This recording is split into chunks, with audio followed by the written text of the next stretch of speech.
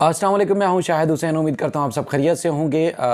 ताख़ीर से रिपोर्ट करने पर, अपडेटेड वीडियो बनाने पर माज़रत, क्योंकि जिस तरह दोपहर के औकात में जो है वो इमरान खान के लॉन्ग मार्च के ऊपर गुजरांवाला के करीब, बल्कि वज़ीराबाद के करीब कातलाना हमला हुआ, उनकी काफ़िले पर फायरिंग हुई, लॉन्ग मार्च पर फायरिंग हुई और एक बहुत बड़ा अफसोसनाक और ख़तरनाक इंसिडेंट था। इस वजह से कुछ मसरूफियत रही और कुछ खबरें जानने और कुछ लोगों से रब्ता करने और इस तरह के मामलात में। लेकिन चूँकि इस वीडियो में ख़ास तौर पर हमने आपको अपडेट करना है, क्योंकि बेशुमार लोग हैं जो अभी ना सिर्फ कमेंट्स कर रहे हैं बल्कि उन्होंने मैसेजेस किए, पैगाम भेजे कि बुनियादी तौर पर ये डॉक्टर वाला जो इशू है वो क्या है, डॉक्टर फातिमा का जो मामला है वो बुनियादी तौर पर क्या है। हमने डॉक्टर साहिबा से भी दिन में बात की, जिब्रान नासिर साहब से भी बात की, वो आपके सामने रखा और अदालत के अंदर जो ऑर्डर आया वो आपके सामने रखा। मुल्ज़िम ज़हीर की दरख्वास्त ज़मानत जो उनकी, बल्कि मुल्ज़िम ज़हीर की ज़मानत मनसूख करने के हवाले से मेहदी अली काज़मी साहब की जो दरख्वास्त मुस्तरद हुई है उसकी तफसीलात आपके सामने रखी। इसके अलावा मुल्ज़िम ज़हीर की तरफ से जो मेहदी काज़मी साहब का मोबाइल का फराज़ी कराने के हवाले से दरख्वास्त मुस्तरद हुई है उस हवाले से भी आपको अपडेट किया। चूँकि डॉक्टर साहिबा उस वक्त मौजूद थी, कोर्ट रूम के अंदर मौजूद रही, काफ़ी अरसे तक, काफ़ी टाइम तक मौजूद रही, उनको किस तरह घसीट कर जो है वो बाहर निकाला गया कोर्ट रूम से, और उसके बाद फिर इहाता अदालत से भी जो है वो 4-5 तगड़ी पुलिस एहलकारों ने उनको बाहर निकाला, और उसकी तफसीलात, और उसके बाद फिर बुनियादी तौर पर उनको चैम्बर के सामने धरना देने की, बैठने की और एहतजाज करने की नौबत क्यों आई, वो तफसीलात भी रखूँगा। लेकिन जो डॉक्टर साहिबा से जुड़ी जो चीज़ें हैं वो कुछ आपसे के सामने रखनी। हमने आपको बताया था कि गुज़श्ता रोज़ मेहदी अली काज़मी साहब के वो 2-3 दफ़ा घर गई, यानी कि 28 तारीख के बाद, 28 अक्टूबर के बाद कुछ मामला जो बिगड़ना शुरू हुए। 28 अक्टूबर के बाद ना सिर्फ खतूत लिखे गए बल्कि कुछ सिचुएशन ऐसी ख़राब हुई कि जिसको आप समझ नहीं सकते। यानी कि डॉक्टर साहिबा की एक रिपोर्ट आई कि वो हमें कल उन्होंने वीडियो बयान में कहा कि जब वो चाइल्ड प्रोटेक्शन ब्यूरो गई थी या यूनिट गई थी तो उसके बाद उनको कुछ चीज़ें दी गई, कुछ खाने पीने की या कुछ ऐसी चीज़ मिलाकर दी गई जिससे उनकी कैफियत तब्दील होने लगी, और उसके बाद फिर वो फौरी तौर पर आगा खान गई और वहाँ से उन्होंने टेस्ट करवाया।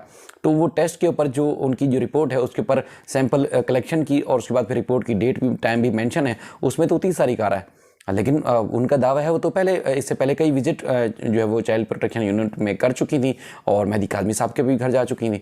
तो अगर उन्होंने कुछ अगर चीज़ देनी थी तो वो पहले की थी, लेकिन उनकी रिपोर्ट में और उनकी अपनी एक हिस्ट्री में लिखा हुआ है कि जिसमें इस तरह की अद्वियात वो पहले से लेती हैं, जिस तरह की उनकी कैफियत है जो पब्लिक ने सबने देखी भी हैं।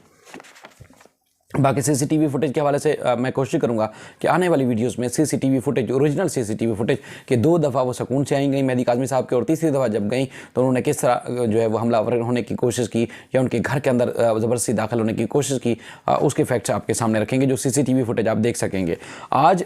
बल्कि ये एक और भी चीज़ है जिसमें उन्होंने ना सिर्फ कहते हैं कि तौहीन मज़हब के मेहदी अली काज़मी साहब के ऊपर इल्ज़ामात आयद किए, अपनी जो उनकी सोशल मीडिया की जो सोशल जो है उनकी जो आईडीज़ हैं उसके ऊपर, बल्कि उन्होंने वहाँ जब गई तो उन्होंने कुछ अजीब-व-गरीब सी बातें की। उनकी जो अजीब-व-गरीब सी बातें हैं उसमें सबसे एक और बात है, उन्होंने कहा कि देखें जी, मेहदी काज़मी साहब उनके ख़ानदान को कहा कि देखें जी, मैं तो पीर नहीं हूँ, मेरे साथ बड़ी बड़ी ताकतें मेरे साथ हैं और मैं चाहूँ तो यूँ आपकी बेटी को या बच्ची को जो है बचा सकती हूँ, मेरे साथ बहुत सारी मेरे पास जो है ताकतें हैं।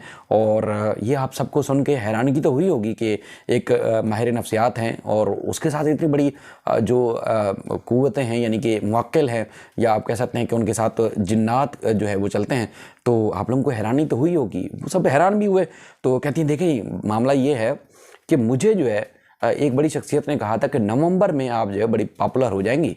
तो अब चूंकि ये इतना बड़ा केस आपकी बेटी का मुझे मिला है तो मैं पॉपुलर तो मैं वैसे ही हो जाऊंगी, लेकिन मामला ये है कि मुझे आपकी बेटी को बचाना है। देखिए, अगर आपकी बेटी को बचाना चाहते हैं या बहुत सारी चीज़ें ऐसी है वो करना चाहते हैं तो फिर बच्ची को फौरी तौर पर आप लोग जो है वो वापस लाएँ। रात में भी, दिन में भी फ़ोन कॉल्स करती रहीं कि देखें जी, आप बच्ची को महफूज बनाने के लिए आप लोग इक़दाम क्यों नहीं कर रहे, आप लोग कहाँ सो रहे हैं। रात को 2 बजे अचानक फ़ोन कर दिया, और रात में कभी जिब्रान नासिर साहब को फ़ोन कर दिया, अचानक फ़ोन करके लोगों को जगाती रहीं, देखें जी आप लोग फौरी इक़दाम क्यों नहीं कर रहे। तो ज़ाहिर है कैफियत वो समझ गए थे।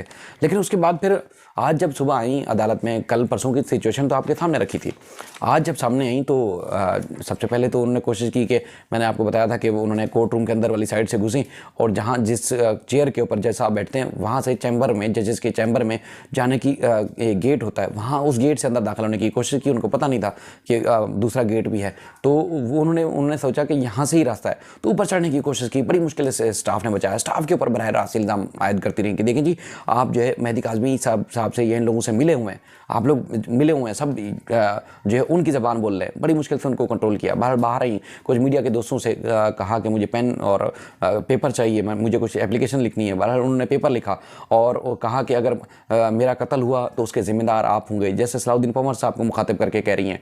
और इस तरह मतलब उन्होंने बेशुमार जो इल्ज़ामात ना सिर्फ स्टाफ के ऊपर लगाए, बल्कि वहाँ सिक्योरिटी, ख़वातीन की जो पुलिस की सिक्योरिटी पर मामूर थे लोग, वो परेशान थे, स्टाफ परेशान था। उन्होंने कहा यार अब ऐसी डॉक्टर के साथ क्या इलाज किया जाए। यानी कि आप हैरान होंगे कि जब वक्फा अदालत होता है, यानी कि कोर्ट रूम में वक्फा होता है 10:30 बजे, टी ब्रेक होता है। टी ब्रेक के बाद जब जज साहब ने समाअत मुलतवी की, यानी कि टी ब्रेक ली, तो उसके बाद उनको पता चला कि डॉक्टर साहब आ गई हैं। तो उन्होंने मतलब कुछ और भी वजूहात हो सकती हैं, लेकिन ये जो बज़ाहिर ये वजूहात लग रही थी कि उन्होंने दीगर केसेस को अर्जेंट कर दिया, यानी कि उनकी समाअत मुलतवी कर दी। वो कोर्ट रूम में वापस नहीं आए, क्योंकि उनको अंदाज़ा था कि डॉक्टर साहबा शोर मचाएंगी, हंगामा करेंगी, बिलावजह करेंगी और किसी के कंट्रोल में नहीं आती। जब ये समाअत हो रही थी उस वक्त भी बड़ी मुश्किल से उनको कंट्रोल किया था 2 रोज़ पहले, तो उन्होंने वो समाअत मुलतवी कर दी। यानी कि चैम्बर में 2 केसेस उन्होंने टेकअप किए, इसके अलावा दूसरे चैम्बर में कुछ और इंपॉर्टेंट केसेस थे वो लिए, बाकी जो रूटीन के केसेस थे उन्होंने कार्रवाई मुलतवी कर दी। उसके बाद फिर कई दफ़ा उन्होंने जो है वो अंदर घुसने की कोशिश की। कुछ वीडियोज़ हैं आप देखेंगे, लेकिन जो एक और मैं समझता था कि वो बहुत नामुनासिब अमल होता CCTV फुटेज में और वहाँ जो कैमरे लगाए गए हैं हाई कोर्ट में, उसके अंदर वीडियो ज़रूर होंगी, लेकिन हमने अपने मोबाइल फ़ोन से नहीं बनाई। और मैं ये दावा भी नहीं कर रहा, जिस तरह लोग बड़े बड़े दावे करते हैं, देखें जी मैं रिकॉर्ड में लगा हुआ था और मैंने बड़ा रिकॉर्ड आपके सामने जो है वो ले आया, या मैं इतनी देर में फलां शख्सियत के साथ मुलाकात की। हम ग्राउंड पर खड़े रहते हैं, जो होता है वो हम आपको बताते हैं कि हमें कोई बढ़ के मारने का ना शौक़ है और ना ही हमारे पास कोई बढ़कियों के लिए कोई चीज़ है। हाँ, मेहदी काज़मी साहब को उनके मौक़िफ़ की वजह से जो कानून उनकी इजाज़त देता है, इस वजह से उनकी तायद करते हैं। जिब्रान नासिर साहब जो कि कानून इजाज़त देता है शरई तौर पर सुन्ना के लिहाज से, उस पे वो जब तक चल रहे हैं हम उनको उनके मौक़िफ़ की तायद कर रहे हैं, वो उनको रिपोर्ट कर रहे हैं। अगर उनके खिलाफ कोई फैसला आता है तब भी हम रिपोर्ट करते हैं, उनके हक़ में कोई फैसला आता है तब भी हम रिपोर्ट करते हैं। अगर वो कभी भी या कोई भी और भी अगर कोई हमें लगता है कि ये नामुनासिब कर रहे हैं तो हम उनको सपोर्ट क्यों करेंगे। बहुत सारे दोस्त जो मुझे हर अच्छे बुरे वक्त में मेरे काम आने वाले दोस्त हैं, बहुत ज़्यादा करीबी दोस्त हैं। कल सबको मालूम है कि सालगिरह थी, मेरी दोस्त मेरी सालगिरह का केक काटने के लिए हाई कोर्ट के मीडिया रूम में मौजूद रहे और मैं इस केस के फॉलोअप में लगा रहा। मतलब मैं बिल्कुल आखिरी लम्हात में गया और बहुत सारे लोग मुझसे बहुत सारे कीमती जो मेरे हर दुख दर्द में मेरा सहारा या मेरी सपोर्ट, हर मुश्किल टाइम में मेरी जो सपोर्ट वाले लोग थे, मेरे बड़े करीबी और मेरे फ़ख्र समझे जाने वाले दोस्त मुझसे नाराज़ हुए सिर्फ इस केस की वजह से। तो अगर कहीं कोई अगर मुझे यूज़ करने की कोशिश करेगा या कुछ और होगा तो आप खुद अंदाज़ा लगाएं कि क्या मैं इस केस के साथ खड़ा हो सकता हूँ? कभी भी नहीं होगा। और मेरे उन दोस्तों को भी पता है कि कभी किसी लालच या कभी किसी मशहूरी या किसी फेम के चक्कर में नहीं खड़ा हुआ। हाँ, अगर कोई मौक़िफ़ को ये दुरुस्त समझ रहा है तभी ये उधर खड़ा हुआ है, वरना कभी भी मेहदी काज़मी साहब भी मेरे रिश्तेदार हैं, ना ही जिब्रान नासिर साहब मेरे रिश्तेदार हैं। उनका मौक़िफ़ कानून के हिसाब से, आइन के हिसाब से, कुरान और सुन्ना के हिसाब से दुरुस्त है। उनके इसलिए मौक़िफ़ की तायद कर रहे हैं। चाइल्ड मैरिज जो है वो उसकी खिलाफ वर्जी हुई है, हम उसकी इस वजह से उसकी तायद कर रहे हैं, वरना मेरी बिल्कुल उनसे रिश्तेदारी नहीं है। और कभी भी अगर मुझे लगेगा कि वो हमारा गलत इस्तेमाल करें तो यकीनी तौर पर मैं साइड पे हो जाऊँगा। लेकिन कभी अभी तक कोई एक भी बात उन्होंने कम से कम हमें झूठ नहीं बोला, गलत बयानी नहीं की। जिब्रान नासिर हूँ या फिर मेहदी काज़मी हूँ, और उन्होंने खुद ब खुद हमारा सहारा भी नहीं लिया। हम ये इस मामले में खुद आगे बढ़े। कभी उन्होंने नहीं कहा या उन्होंने हमें नहीं लगा कि उन्होंने कभी ये सोचा हो कि देखें जी ये हमारे टूल हैं और ये हमारे काम आ रहे हैं। बिल्कुल नहीं। हम अपनी शौक़ की अपनी दिलचस्पी की वजह से, ज़ाती वजूहात की वजह से इस केस के साथ जुड़े हुए हैं। अच्छा, उसके बाद फिर उस दौरान डॉक्टर साहिबा वहाँ मौजूद रहीं। एक दफ़ा उन्होंने बातचीत भी की, जो वीडियो उनकी आपने देखी होगी बहुत सारे दोस्तों ने, जिसमें वो कहती हैं कि ये देखें ये मुझे सस्पेंड कर दिया गया है और सस्पेंड करने की वजह से वो मामूली तनख्वाह मिलती थी, अगर इतनी पैसे तो मैं ठेला लगा कर भी, चिप्स का ठेला लगा कर भी मैं पैसे इतने कमा सकती हूँ और इस तरह। फिर एक और एप्लीकेशन देने की कोशिश की, चैम्बर में घुसने की कोशिश की, 4-5 ख़वातीन पुलिस एहलकार और उसके बाद फिर डॉक्टर साहिबा के साथ दीगर जो मर्द पुलिस एहलकार है वो बिठाया गया गेट के ऊपर, और एक और एप्लीकेशन देने की कोशिश की। स्टाफ ने बताया कि देखें जी जज साहब कोर्ट रूम में आ रहे हैं, आप वहाँ बैठें, फिर बैठी, फिर आई, और उसके बाद फिर इतना हुआ कि जज साहब चैम्बर भी छोड़ के, मतलब यानी कि कोर्ट रूम पहले छोड़ के चले गए थे, चैम्बर भी छोड़ के चले गए। मतलब अजीब व गरीब सूरत हाल थी। चूँकि देखिए वो खातून हैं, उनकी रेस्पेक्ट हम सब पर लाजिम है। वो अगर परेशानी में मुब्तला है तो तब भी, और नहीं है तब भी उनके लिए लाजिम है। बहुत सारे लोग कमेंट्स में कह रहे हैं कि हमें उनसे कोई हमदर्दी नहीं है, बिल्कुल नहीं होनी चाहिए। उनकी वजह से केस ख़राब हुआ है, लोगों को बोलने का मौका मिला है, लेकिन वो किसी की बहन बेटी हैं, और अगर वो मुश्किल में हैं या हालात, उनकी जो एक ज़हनी कैफियत है वो ख़राब है किसी भी वजह से, तो हम उनकी शदीद किस्म की मुखालफत नहीं कर सकते। लेकिन जो फैक्ट्स हैं, जो चीज़ है वो हमने रिपोर्ट की है। बाकी ये नहीं है कि मैंने कोई एक्स्ट्रा किसी को फेवर दिए या एक्स्ट्रा किसी को किसी मुखालफत की है। जो फैक्ट्स हैं वो मैंने आपके सामने रखे। वो जनाब जज साहब जब चले गए तो उन्होंने चैम्बर में घुसने की कोशिश की, तो पता चला कि जज साहब भी चले गए, तो जज साहब के चैम्बर के ऊपर धरना दे दिया, काफ़ी देर तक बैठी रही। फिर रजिस्ट्रार साहब को बताया गया, पुलिस हुकाम हरकत में आए, बताया गया कि जी SHO को बुलाएं और उसके बाद फिर इनको वहाँ से हटाएं। बड़ी कोशिश की, बहुत तरले किए, वहाँ से लेडीज़ पुलिस वालों ने हाई कोर्ट की, उन्होंने कहा कि आप बाहर जाएं, नहीं मान रही थी, नहीं हिल रही थी। यकीन माने तकरीबन कोई आधा घंटा उनको, बल्कि उससे भी ज़्यादा लगा होगा, चैम्बर थे तकरीबन कोई मेरे ख्याल में आप अंदाज़ा लगा सकते हैं कि शायद कोई 100 या 150 मीटर दूर मेन गेट से चैम्बर था जज साहब का, वहाँ से उनको घसीट के लाया गया। यानी कि 5 पुलिस या 6 पुलिस एहलकार जो ख़वातीन थी वो उनको घसीट के लाई, मेन गेट तक लाई, और गेट से उसके बाद फिर उनको वहाँ के गेट के करीब आके, जो वॉक थ्रू गेट लगे हुए हैं, वहाँ बैठ के अपने कपड़े उतारने की कोशिश की, अजीबोगरीब बातें करने की कोशिश की। पुलिस एहलकार उनको मनाते रहे, तरले करते रहे, देखें जी खामखा आप इस तरह की चीज़ कर रही हैं, आप पढ़ी लिखी लग रही हैं, इस तरह का ना करें, आप डॉक्टर हैं। तो बड़ी मुश्किल से उनको बाहर लाया गया, और उसके बाद फिर बाहर आके जो मेन जो गार्डन एरिया है हाई कोर्ट का, वहाँ पर जो है वो उन्होंने कहना शुरू कर दिया, मुझे सलाउद्दीन पवार साहब का घर बता दें, मुझे वहाँ जाना है, और ये वो। उसके बाद फिर उन्होंने, पुलिस वालों ने उनको कहा कि देखें जी आप घर भी जाएंगी, जज साहब अभी चले गए, कहीं जाना था, ये है वो है। उसके बाद फिर आगे चलकर उन्होंने एक और पुलिस वाले को कहा कि देखें जी आप कुरान की कसम खो क्या आप जाओगे, मुझे घर का एड्रेस बताओगे। तो पुलिस वाले ने कहा कि देखें जी मैंने तो कभी कुरान शरीफ पढ़ा ही नहीं है। तो उस पर ज़ोर से उन्होंने कह लगाया, ओह अच्छा गुड वन। तो उसके बाद उठ के फिर चली गई। फिर आगे मतलब मेन गेट, जो हाई कोर्ट का मेन गेट है, जहाँ पे एंट्रेंस गेट है, वहाँ तक उनको छोड़ के आया गया। अब मामला ये है कि आप अंदाज़ा लगाएं कि ये डॉक्टर साहिबा की ये कैफियत है, ये सूरत हाल थी। अल्लाह ताला उनको सेहत व तंदुरुस्ती दे। घरेलू मामला जो हमने सुने हैं वो इंतहाई नाजुक हैं। उनकी वालदा साहबा के साथ भी बताया गया है कि उनकी सूरत हाल भी नाजुक है। लेकिन अब केस में जो माँ बाप इतनी बड़ी जद्दोजहद कर रहा है, फ़ाइट कर रहा है बेटी के लिए, उसको खामखा की एंट्री मार के वो केस ख़राब करने की कोशिश की गई।